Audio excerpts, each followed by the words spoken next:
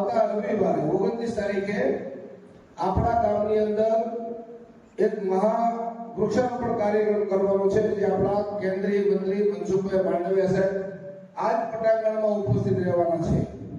કારણ કે આપણા ગામમાં 4000 ખાડા થઈ ગયા છે, ટોટલ 8000 વૃક્ષારોપણ કરવાના છે. આપ સૌ જાણો છો કે સમગ્ર ગામમાંથી આપણે બાવળો કાઢી નાખ્યા છે, જે 22-25 લાખના ખર્ચે આપણે બાવળો દૂર કર્યા છે.